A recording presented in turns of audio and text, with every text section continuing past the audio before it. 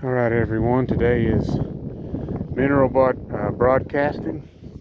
All fire is done except for the brush pile now.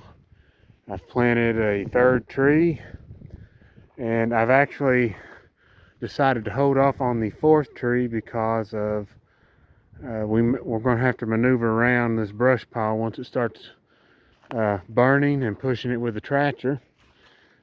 We've also busted the bearings out of the front wheels in the tractor, so that's one of the big reasons why there's a delay. And it's kind of, on a positive note, it's worked out great because this wind has gotten very, very strong. If I'd have chose to burn today, it would have been a very horrible mistake.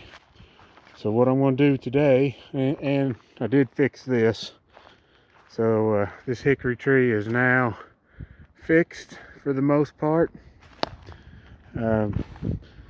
If you're afraid of having rot kick in on this, you can put a sealant over this, and that would prevent it from rotting down if you don't want to take a chance of pitting out your trees.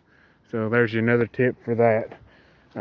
This is actually much bigger than it appeared when it was up in the tree, so there was no ground shrinkage with this limb, and I don't think that could have threaded any better, because it basically exploded off of there, which is what I thought would happen, and it went right down between all those trees I got marked.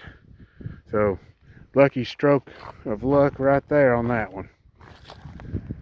All right, so for the minerals, it's just a very simple method, and once again I'll show the bag here if you're interested in this one. The reason I like these so much is the salt content is extremely low compared to a lot of the other competitors, and I always emphasize that if they call it a supplement and it's like 90 or even 75+% salt, you're looking at a scam to me. So this is down in the 32 to 35% range, which is extremely good. Maybe they'll actually make a soil version of this and just ditch the salt completely.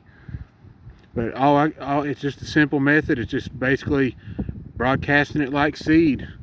You want to coat your ground, don't be stingy, and just pour it all over the place.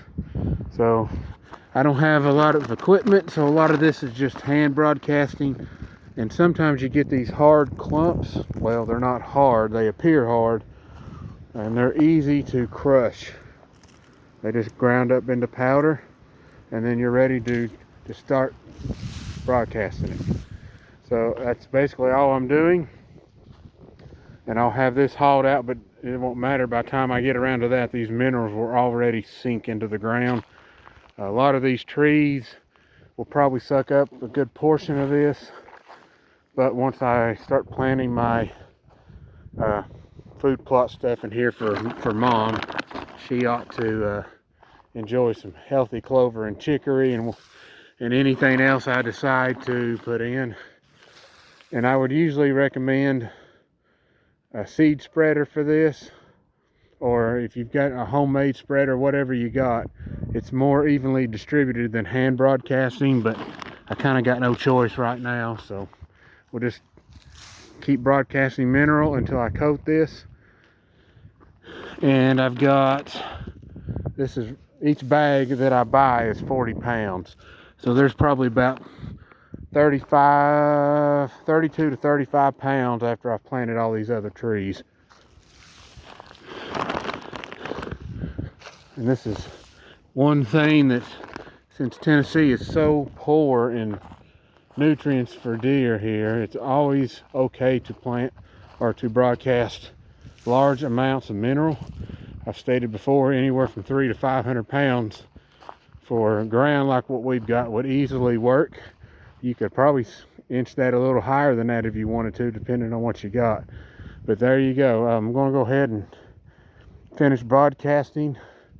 I'm sure you get bored to death of me just slinging stuff around, so I'm going to stop the video here and finish up for the day.